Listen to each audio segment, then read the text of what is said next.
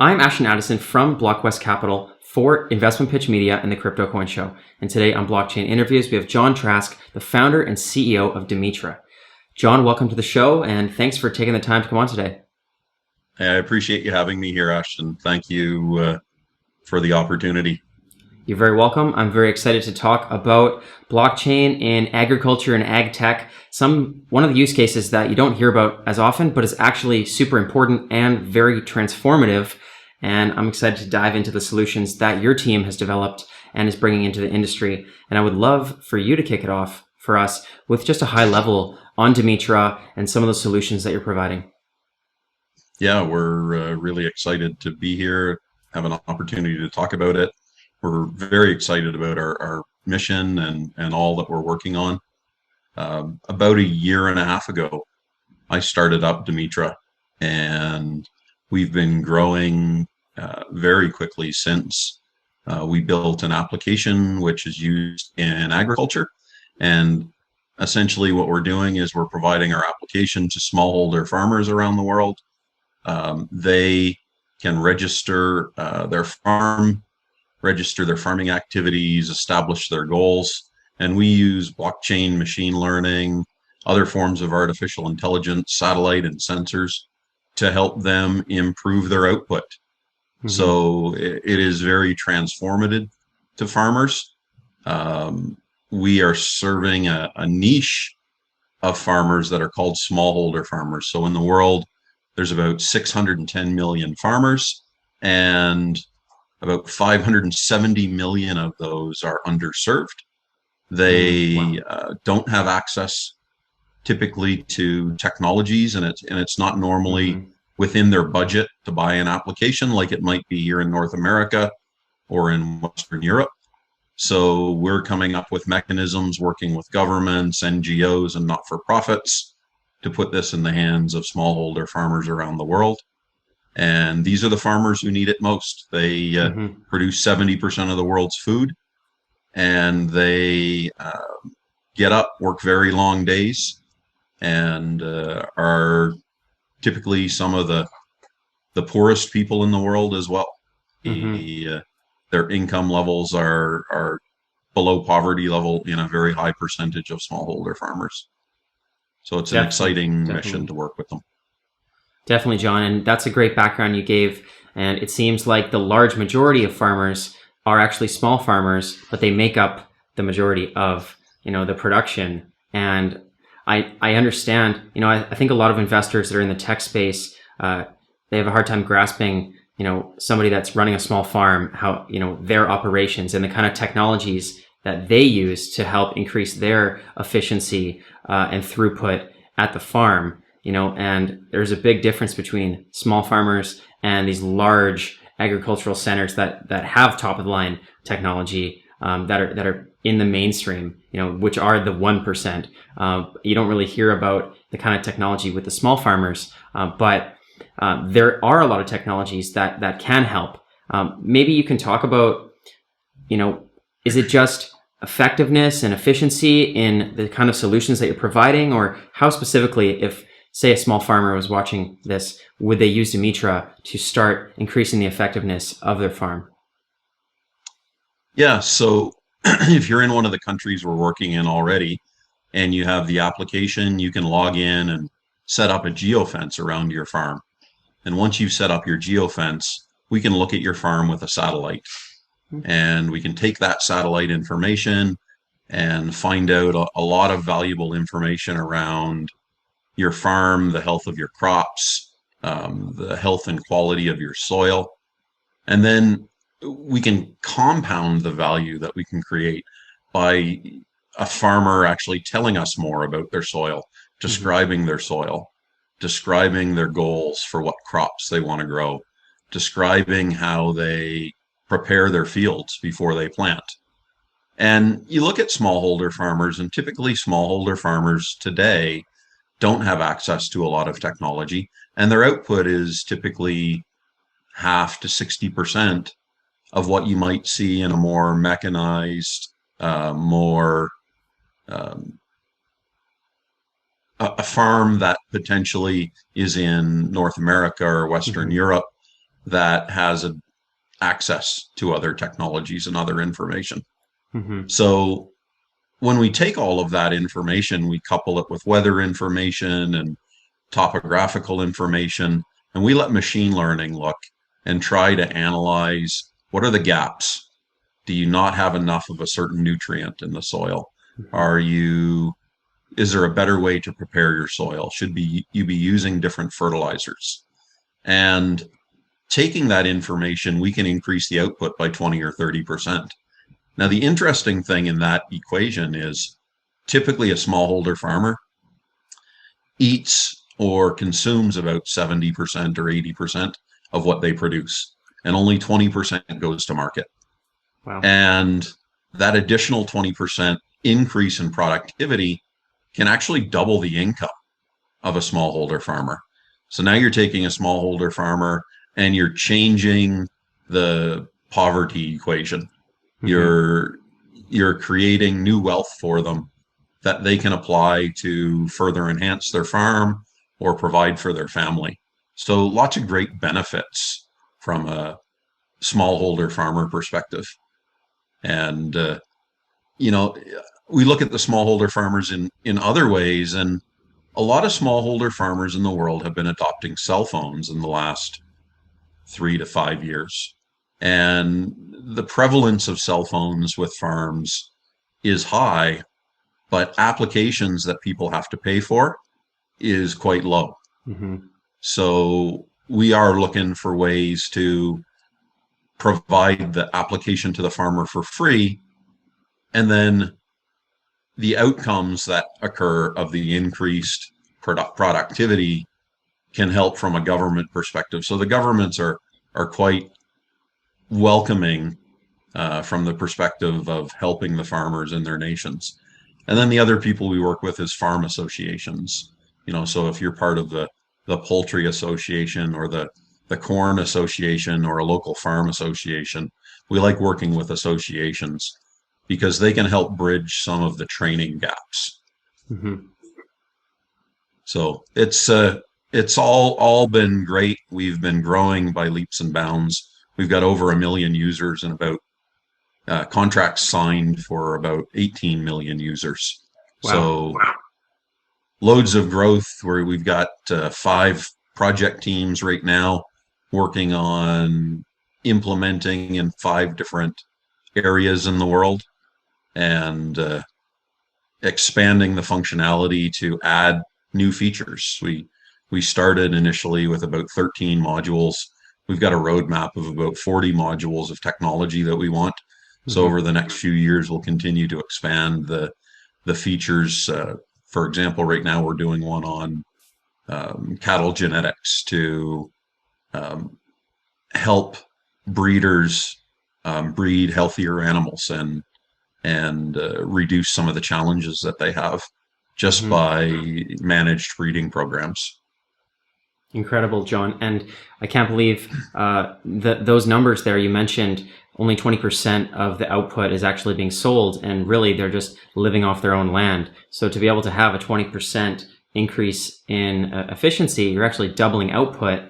I saw that Dimitras also focused on the UN Sustainable Development Goals, and they were recently talking about the poverty line, how they're trying to get people over to be able to earn $1 or $2 a day to keep them over the global poverty line, and those numbers really are sort of out of date and need to be doubled or even tripled to sort of more sustainably live on $5 a day maybe. So to increase the output by double is obviously going to be hugely impactful for these areas. And you mentioned there you have a bunch of contracts already. We talked a little bit about have farmers in North America versus these other emerging economies. And you said that you're also in a bunch of countries. Maybe you can talk about specifically where Dimitra's technology is growing the most and where it's having the most impact. Yeah, so we started in East Africa and have been doing a lot of work in East Africa. We've expanded now, and we're continuing to expand the countries that we work in and that we sell in. So we have team members in 60 countries now. We're actively working in Uganda, Nigeria, India, Bangladesh, Brazil, to name a few. So, loads and loads of activity. And then we have a pipeline right now of about 71 countries that we're in discussions with. And so we just are in a point in our growth where we need to continue to grow so that we can continue to push into different countries. There's a great deal of groundwork that needs to occur when we go into a country around setting up satellite analysis and setting up weather access and various data feeds that have to occur in each individual country. So it's not as simple the way the system's designed as a simple SaaS that might work for everybody in the world. We have to strategically work on entering a country and preparing that country for success. Definitely a lot of work ahead with 71 countries in the pipeline. So best of luck with that. And you did mention there, Jon, earlier about how a lot of these farmers are starting to use mobile phones to help integrate more technology into the farms. I want to throw back to just part of the blockchain and cryptocurrency aspect of Dimitra. Maybe you can talk about, the blockchain part of it and also the Dimitra token involved. How does that benefit the farmers and the users on the platform, and what are the main functionalities within the platform and how the Dimitra token is used? Yeah, absolutely. So why don't I take it back to the individual components of the system? And so initially when a farmer comes on, they need to register their identity, they need to register the location, and they need to provide us with a lot of private data that could be risky for it to be out there. So what are the relationships between their land? How much land do they own? Where is their land? Where is their house? Things like that. So we use a lot of the security aspects of blockchain initially to privatize that information, to secure that information and keep it encrypted. Mm-hmm. So then, secondarily, each one of those farmers has a farmer's points program. If they use the app and they use the app well, they earn points. And we use a sidechain rollup where we can roll up their points program into Dimitra tokens. So now they have a pot of Dimitra tokens that gets them going in the crypto world. And they can do one of two things. One, they can convert that and spend that. They can invest that if they choose. And I guess finally, we provide opportunities for them to get discounted services through the Dimitra ecosystem. So a farmer who's just starting out may need sensor services, somebody to take a soil sample and do an evaluation of their soil. So in each country, we set up a number of ecosystem partners, and we're always looking for ecosystem partners as we enter a country who can go out to a farm and provide sensor service or drone service, or set up, if they wanted, set up antennas to read sensors on their animals. So they can take their points and additional DMTR and use that to pay those service providers who actually buy the components, the sensors and such from us in DMTR. So now we're creating an ecosystem of services that serves the individual farmers. And then we layer on that.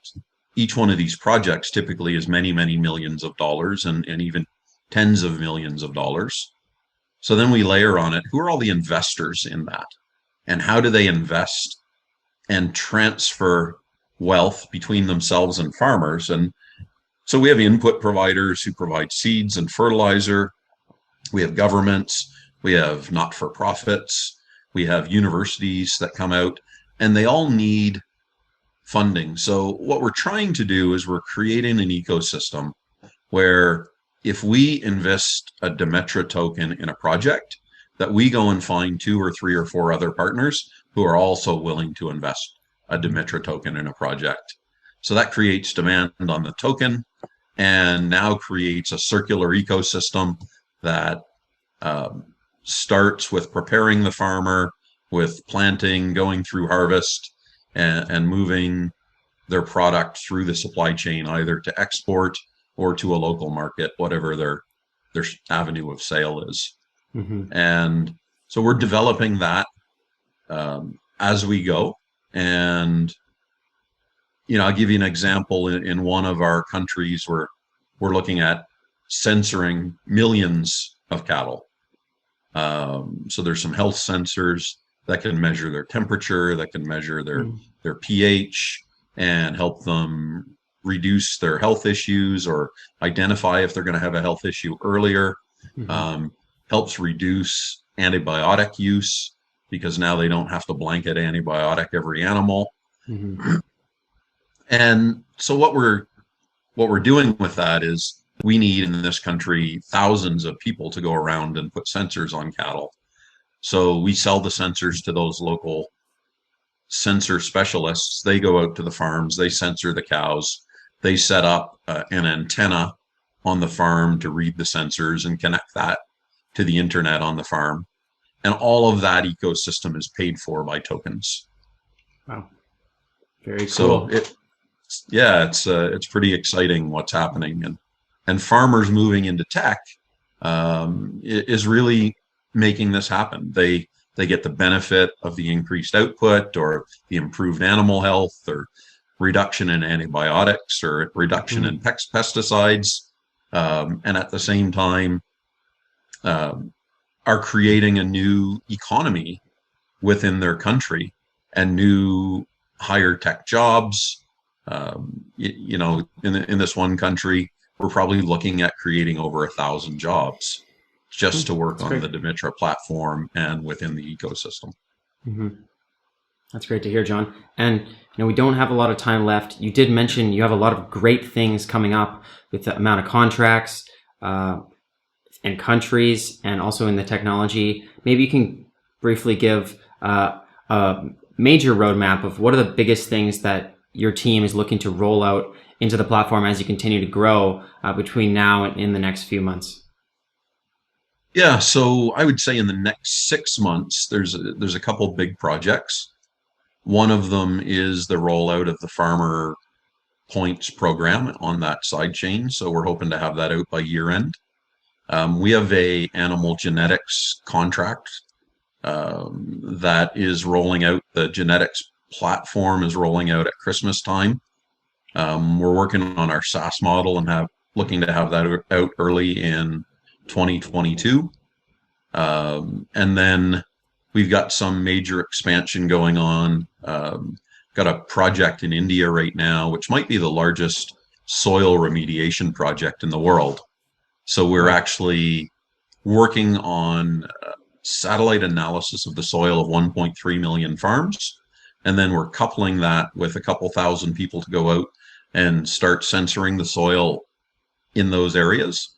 And the goal is to build a process that we can take a snapshot of a farm and give the farmers advice on how to remediate their soil and bring back the biodiversity in the soil, Mm-hmm. and increase the organic content in the soil, which essentially creates a carbon capture. So, has an impact on global warming and an impact on their output at the same time. And we have lots of soil problems in the world. So, we see how we can help. I think 30% of the world's soil has been degraded or is gone over the last 100 years, the way we farmed. So in this project in India, we're working on setting up sustainable methods of farming so that each individual farmer actually improves their soil quality every year, as opposed to degrading their soil quality. Mm-hmm. And that'll help in a lot of areas like fresh water usage and reduced carbon impact on global warming, plus the benefits on the financial side for the farmer, poverty reduction, hunger reduction. So it's just amazing what you can accomplish in farming. And farming is becoming more and more necessary. The world is growing. We need to double our production by 2050 in order to feed the world. and the demand for healthier food is increasing. So, dependencies more on vegetables and fruits and quality cuts of meats and alternatives to meats and alternative lifestyles and organic. Those are all prevalent in the world and becoming more and more important globally. So the platform can help support that. If a farmer is looking to run organic, we can make organic based recommendations for them so that they're sustainable and that they're leaving the land better than they found it. Wow. Great, Jon. All good things, regenerating the Earth's soil and stopping global warming. Another, little tick in the box in helping little farmers get access to technology and, growing their output. So amazing work that your team is doing. For the viewers and for the farmers, investors, anybody else that's interested in learning more about Dimitra, what's the best way for them to learn more and get involved in the project? Yeah, absolutely. You can find everything on demitra.io. So there's information about the token there. There's information about the application, and there's dozens of news articles, and actually you can look at who all the team members are and the countries that we're in. So lots of interesting information. If you're looking for more than that, there's contact info on the website, and please feel free to reach out to myself or any of the regional directors. All of their email addresses are on the website. Sounds great, Jon. I will leave those links in the description box below as well. All the best growing Dimitra in the coming months, and I'm sure we'll talk again soon. So let's follow up in the near future. Perfect. Thanks, Ashton. Good. Glad to be here. Take care.